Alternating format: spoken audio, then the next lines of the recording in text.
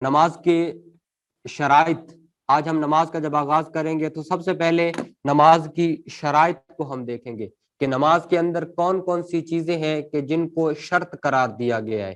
شرط سے مراد یہ ہے کہ جب تک وہ موجود نہیں ہوگی تب تک ہم جو ہے وہ نماز پڑھنے کے اہل ہی نہیں ہوں گے، تب تک ہم نماز میں داخل ہونے کے بھی اہل نہیں ہوں گے، بلکہ اگر اس طرح کہیں کہ تب تک ہم اللہ کی بارگاہ کے سامنے کھڑے ہونے کے بھی قابل نہیں ہوں گے، تو یہ ایسا ہی ہے۔ نماز کی شرائط، نماز کی شرائط جو فقہ حنفیہ کے اندر بیان کی گئی ہیں وہ یہ 6 شرائط ہیں۔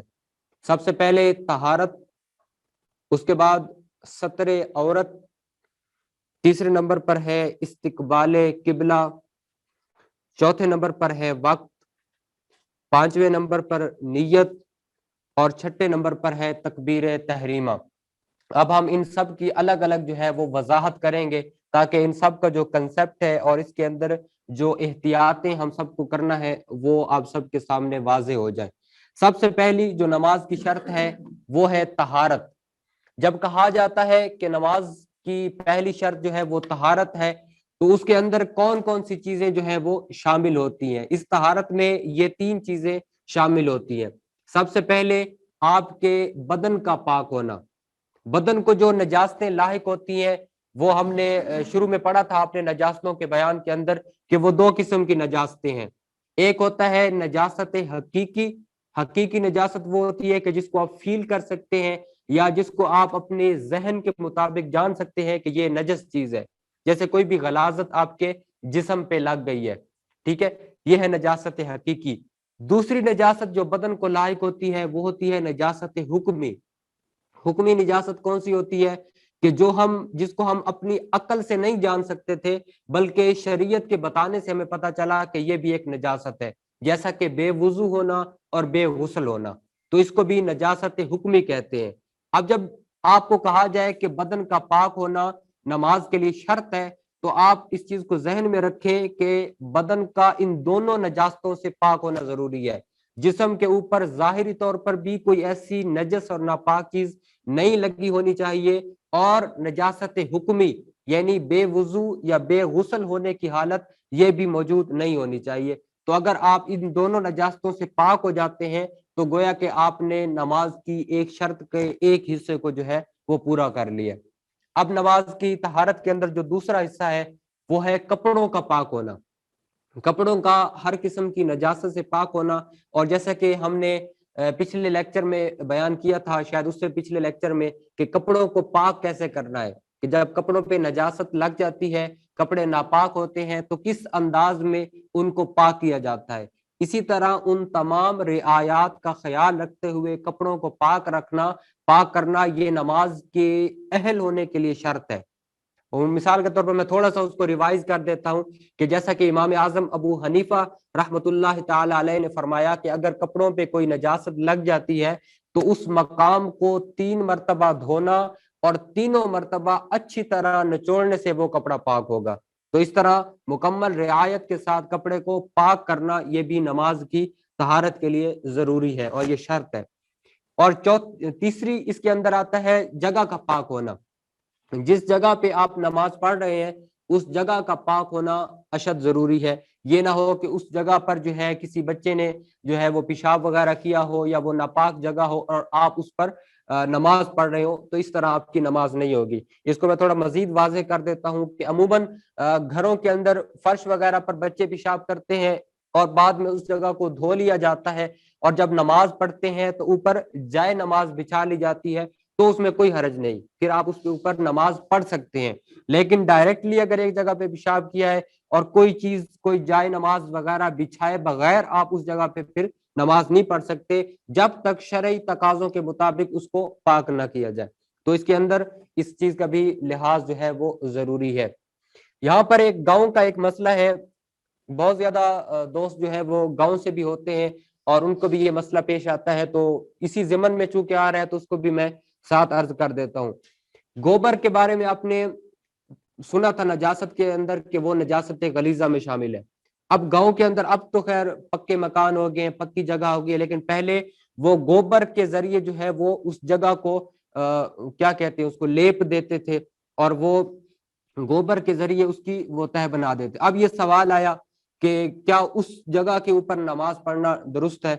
तो उस जगह के ऊपर भी नमाज पढ़ना दुरुस्त नहीं है, जब तक ये कि वो जगह बिल्कुल खुश्क हो और उसके ऊपर आप कोई ऐसा मोटा कपड़ा या मोटी जाए नमाज बिछाएं कि वो नीचे वाली नजासत का असर जो है वो आप तक ना पहुंचे, तब आप उसके ऊपर नमाज पढ़ सकते हैं। डायरेक्ट उस गोबर वाली जगह के ऊपर या जो उसको लेप दिया जाता है उसके ऊपर बगैर किसी कपड़े के या बगैर किसी जाए नमाज के नमाज पढ़ना दुरुस्त नहीं है। तो इस चीज का खास तौर पर जो लोग गांव में रहते हैं तो उनको इसका ख्याल करना अशद जरूरी है। अब आते हैं नमाज की दूसरी शर्त। नमाज के अंदर जो दूसरी शर्त है जिसका लिहाज करना हम सब पे जरूरी है वो है सत्र औरत। सतर का मतलब होता है ढांपना, औरत का मतलब है शर्मगाह, यानी वो चीज कि जिसका ढांपना जरूरी हो उसको औरत कहते हैं।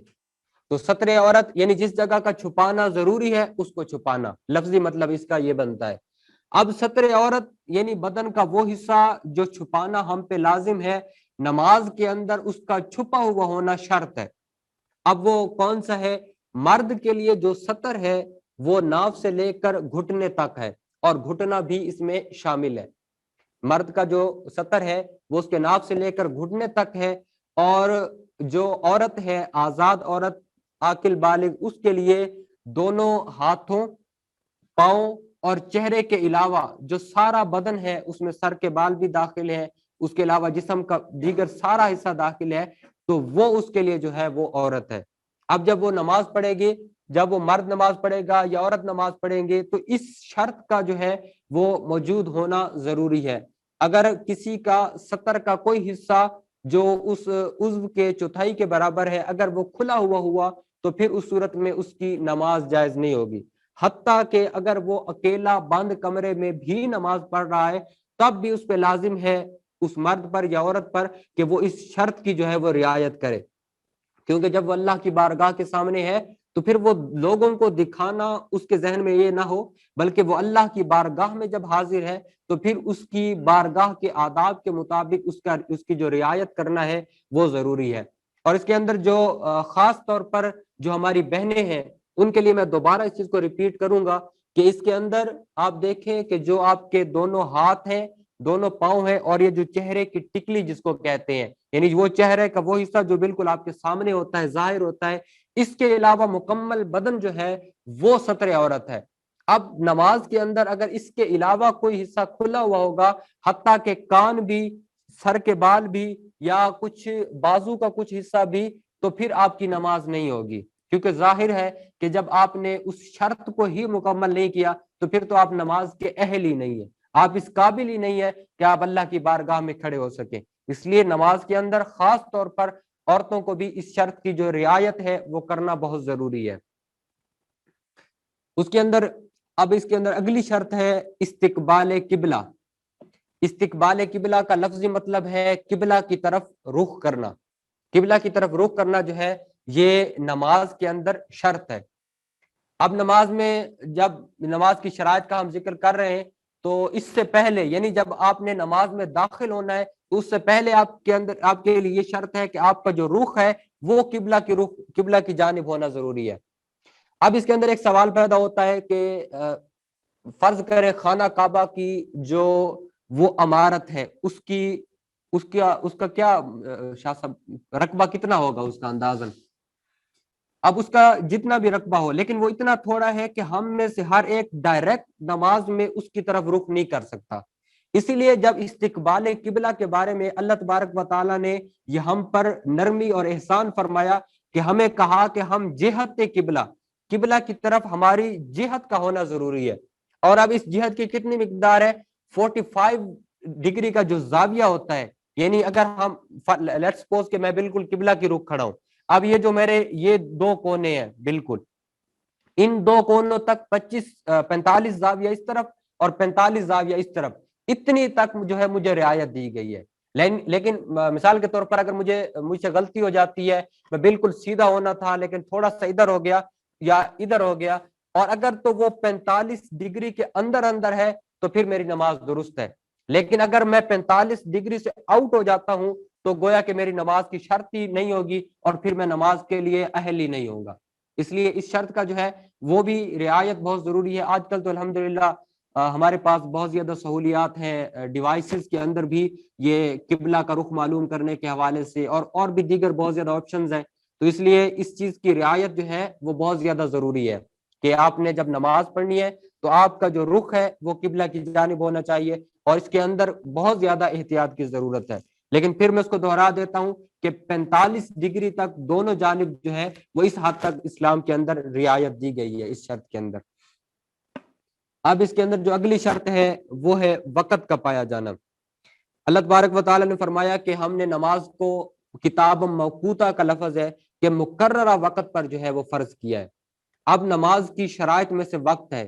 یہ نہیں ہو سکتا کہ عصر کی نماز آپ کہیں کہ میں ظہر میں پڑھ لوں یا ظہر کی میں عصر میں پڑھ لوں, بلکہ جو نماز کا اسپیسیفک ٹائم متعین کیا گیا ہے اسی ٹائم کے اندر ہی نماز پڑھنا یہ شرط ہے. اور جب تک وہ وقت نہیں آئے گا تب تک گویا کہ وہ نماز آپ پہ فرض ہی نہیں ہوئی, اور فرض ہوگی ہی اسی وقت جب وہ وقت آپ کے اوپر آئے گا. اس لیے اس وقت کے اندر نماز کا پڑھنا یہ نماز کی شرائط کے اندر جو ہے وہ داخل ہے. اب ہم مختصراً اس کی جو شرائط ہے اس کے جو وقت ہے اس کو بیان کر لیتے ہیں کہ ہر نماز کا کون کون سا جو ہے وہ وقت شریعت کے اندر متعین کیا گیا ہے.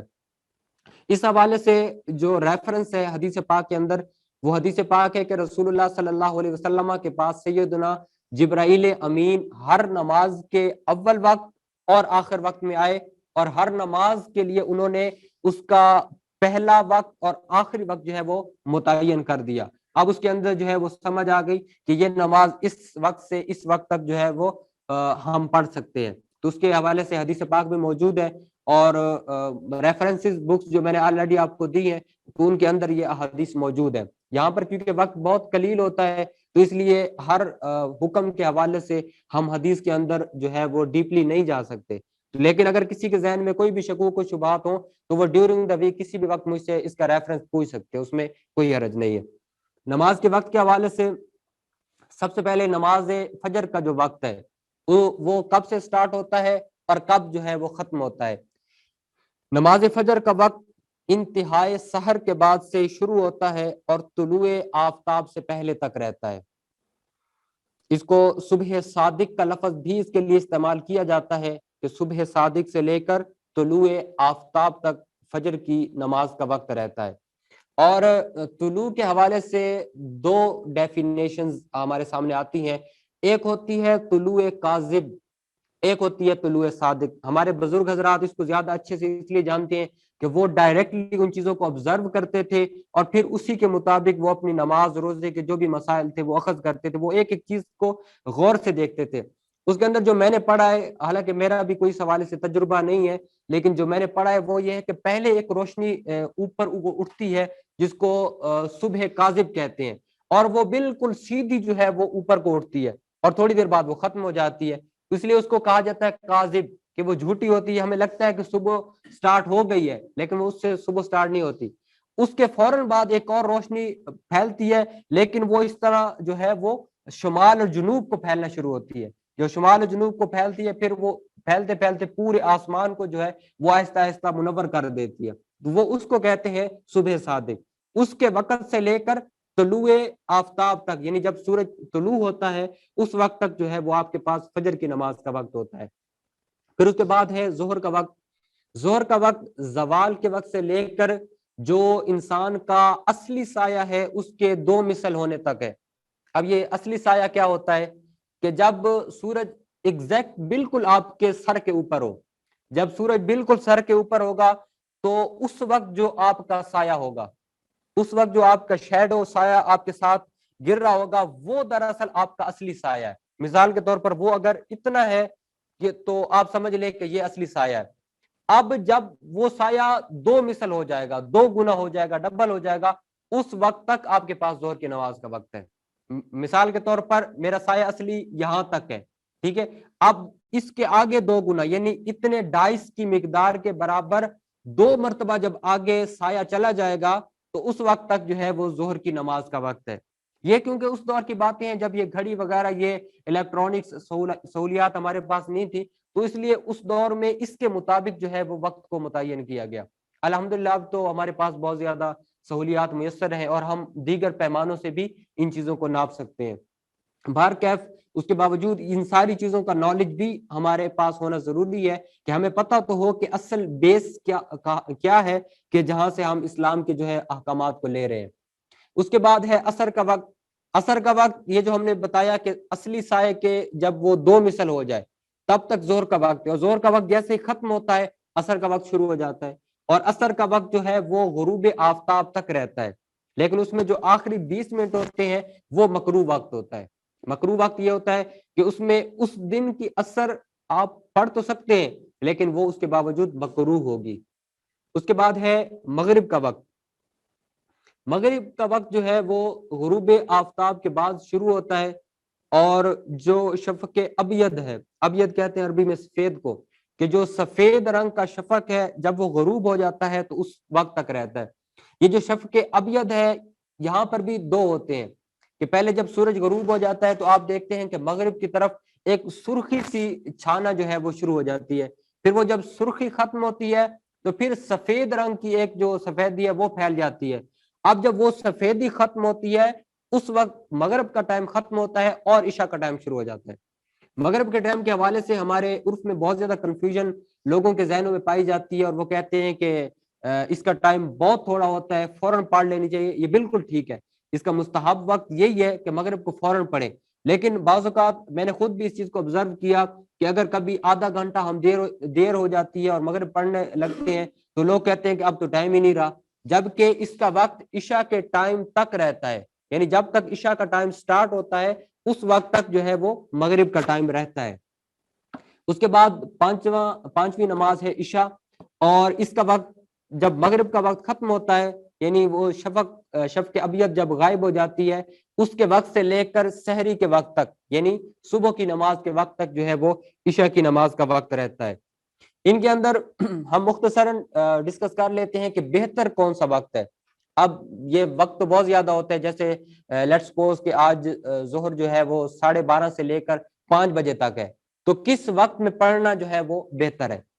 فجر کی نماز جو ہے وہ آخری وقت میں, لیکن آخری وقت یہ نہیں ہے کہ آپ کی سپیڈ لگی ہوئی ہو, بلکہ آخری وقت میں بھی فقہائے کرام نے لکھا ہے کہ مستحب یہ ہے کہ آپ 40 سے 60 آیات جو ہے وہ پڑھ سکیں, اور خدا نہ خواستہ کسی وجہ سے اگر آپ کا وضو ٹوٹ جاتا ہے تو آپ دوبارہ اپنی نماز کو وضو کر کے پڑھ سکیں, لیکن وہ آخری وقت ہو کہ سفیدی جو ہے وہ پھیل جائے اور لوگ جو ہے وہ آسانی کے ساتھ آ سکے. تو یہ فجر میں مستحب وقت ہے. ظہر کے اندر جب گرمیاں ہیں تو پھر حکم دیا گیا ہے کہ ٹھنڈی کر کے پڑھو, ٹھیک ہے, جیسے کہا جاتا ہے ٹھنڈی کر کے کھاؤ, تو اس طرح ظہر گرمیوں میں ٹھنڈی کر کے پڑھنے کا حکم ہے اور سردیوں میں جلدی پڑھنے کا حکم ہے. اور عصر کے اندر بھی حکم یہ ہے کہ اس میں تاخیر کی جائے گی, لیکن اتنی تاخیر نہیں کہ مکروہ وقت تک جو ہے وہ چلا جائے. تاخیر کا حکم اس لیے ہے کہ اس میں تھوڑی سی احتیاط ہو جاتی ہے. اور مغرب کے اندر جلدی کرنے کا حکم ہے, مغرب کو فوراً پڑھنا مستحب ہے, لیکن اگر کسی دن بادل ہے تو پھر اس دن جو ہے وہ احتیاط کرنی چاہیے اور کچھ دیر آپ تاخیر کر سکتے ہیں. اسی طرح عشاء جو ہے وہ رات کے تہائی حصے تک جو ہے اس کو مؤخر کر سکتے ہیں, اور یہ اس کے اندر مستحب امر ہے. یہ نمازوں کے اوقات تھے, اور کچھ نمازوں کے اوقات کے اندر کچھ اوقات ایسے آتے ہیں کہ جو مکروہ ہوتے ہیں. یعنی مکروہ ایسے کہ ان اوقات میں ہم کوئی بھی سجدے والی عبادت نہیں کر سکتے, سجدے والی عبادت کرنا ہمیں منع ہوتا ہے. وہ یہ 3 وقت ہیں, یہ سب حضرات اپنے ذہنوں میں رکھیں, اور یہ انتہائی ضروری ہے اس چیز کا جاننا, کیونکہ میں خود اکثر دیکھتا ہوں کہ لوگوں کو کہ ان وقتوں کے اندر کوئی سجدہ کر رہا ہے, کوئی کیا کر رہا ہے, حالانکہ صراحتاً بار بار بتایا جاتا ہے کہ یہ 3 جو وقت ہیں ان 3 اوقات کے اندر کوئی بھی سجدے والی عبادت کرنا جو ہے وہ منع ہے. پہلا وقت کہ جب سورج طلوع ہو جاتا ہے اس سے لے کر کم از کم 20 منٹ تک, یعنی سورج کے طلوع ہونے سے اگلے 20 سے 30 منٹ تک جو ہے وہ آپ کوئی بھی سجدے والی عبادت, کوئی نوافل, کوئی عبادت بھی نہ کریں.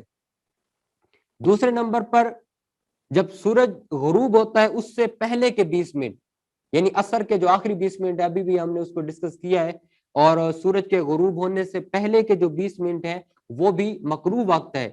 لیکن اگر اس دن کی عصر آپ نے نہیں پڑھی تو پھر اس دن کی اثر جو ہے وہ آپ پڑھ سکتے ہیں. اور تیسرا وقت جو ہے نصف النہار، یعنی سورج جب بالکل آپ کے سر کے اوپر ہو تو اس کو بھی زوال کا وقت کہتے ہیں، اور اس وقت کے اندر بھی کوئی بھی سجدے والی عبادت کرنا منع ہوتا ہے.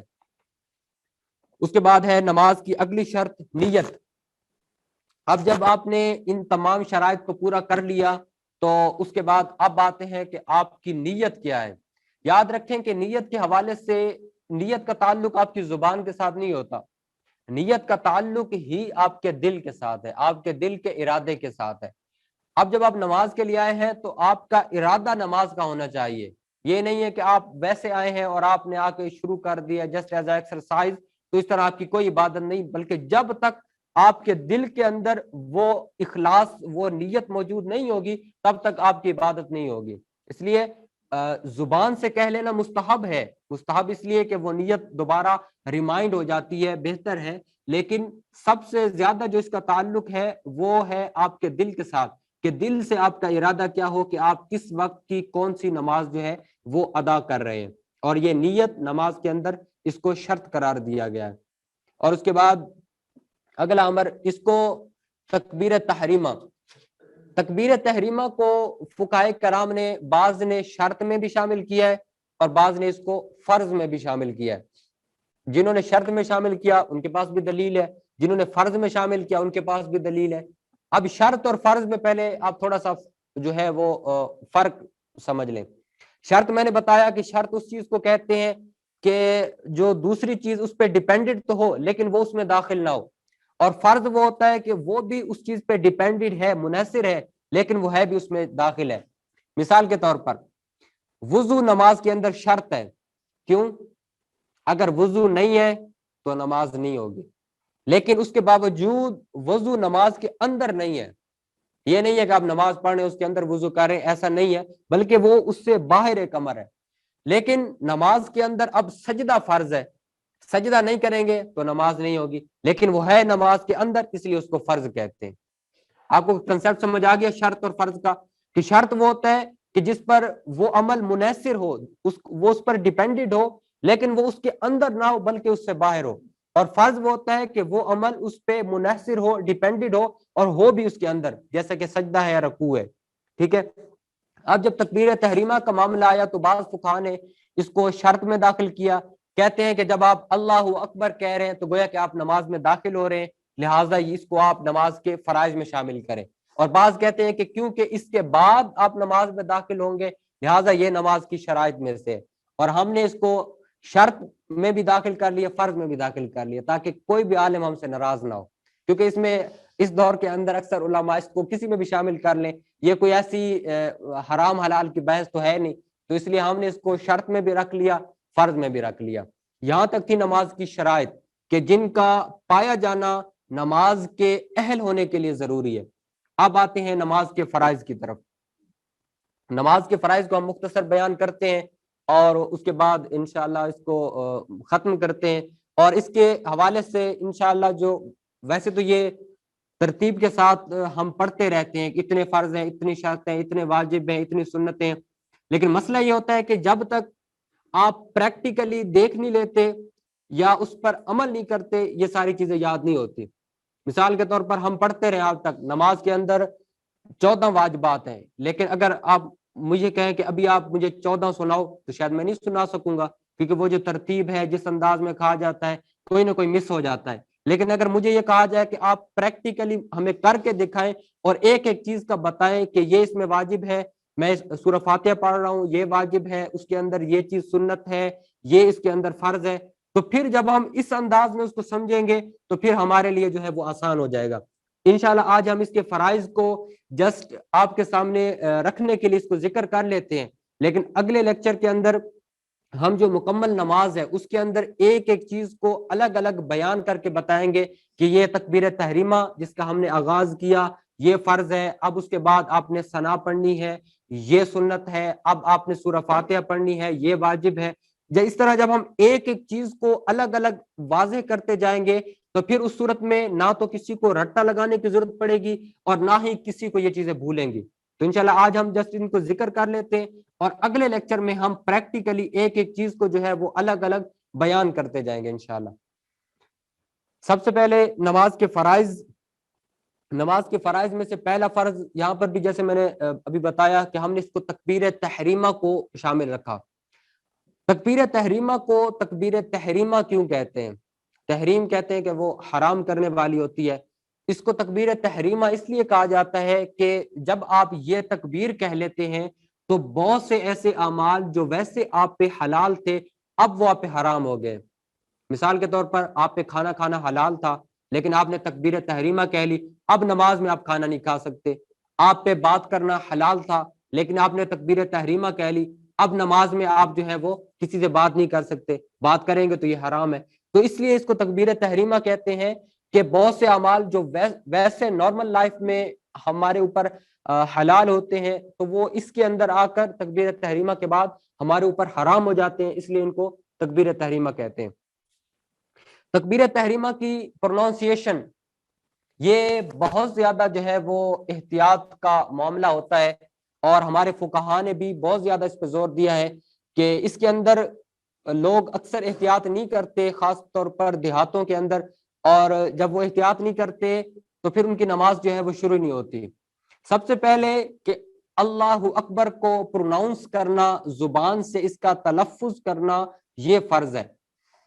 اس کی جو حالت ہے وہ بھی ہم اس کو بیان کریں گے، لیکن سب سے پہلے آپ یہ ذہن میں رکھیں کہ اللہ اکبر اس کو صحیح انداز میں پروناؤنس کرنا یہ ضروری ہے۔ خدا نہ خواستہ اگر کسی نے اس میں اللہ کی الف کو لمبا کر دیا، سوری میں خود اس کی نشاندہی کر دیتا ہوں، آئی تھنک یہ سلائیڈ کے اندر اللہ اکبر میں بھی لفظی غلطی ہے، تو اس کو بھی وہ سارے خود سیٹ کر لیں گے۔ اچھا، اللہ اکبر میں اگر کسی نے اس کی الف کو جو ہے وہ لمبا کر دیا، اللہ اکبر کہا، تو بھی غلط ہے، اور بعض فقہاء نے اس کو کفر کہا ہے۔ اس کی وجہ کیا ہے؟ اس کی وجہ ہے کہ اس صورت میں اس کا معنی بالکل اپوزٹ ہو جاتا ہے، یعنی اللہ اکبر کا مطلب ہے اللہ بڑا ہے، تو اگر کوئی کہے اللہ اکبر تو اب اس کا مطلب ہو جائے گا کیا اللہ سب سے بڑا ہے، یعنی گویا کہ اس میں ڈاؤٹ وہ پیدا کر رہا ہے۔ تو اس لیے بعض فقہاء نے اس کو کفر تک قرار دیا ہے بشرطے کہ وہ اس کو جانتا ہو، لہٰذا ان معاملات کے اندر بھی احتیاط کی ضرورت ہے۔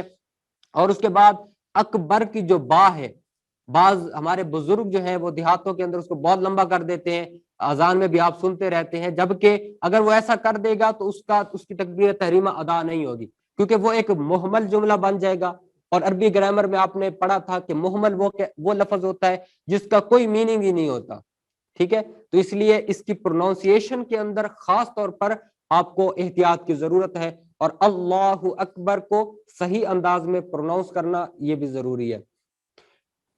نماز کے اندر جو دوسرا فرض ہے، آج ہم صرف فرض جو ہے ان کو ڈسکس کر رہے ہیں، وہ ہے قیام۔ قیام کا مطلب ہوتا ہے کھڑے ہونا۔ نماز میں کھڑے ہونا یہ فرض ہے۔ کون کون سی نمازوں میں؟ فرض نماز میں، وتر میں جو واجب ہوتی ہے، اور اسی طرح سنت نماز میں، سنن مؤکدہ میں، سنن غیر مؤکدہ میں، ان میں قیام فرض ہے۔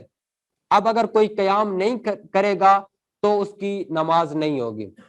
ہمارے ہاں یہ ہوتا ہے کہ تھوڑی سی ہم باہر سے واک کر کے آتے ہیں، تھکے ہوئے، چلو یار بیٹھ کے پڑھ لیتے ہیں، دین میں بڑی آسانی ہے۔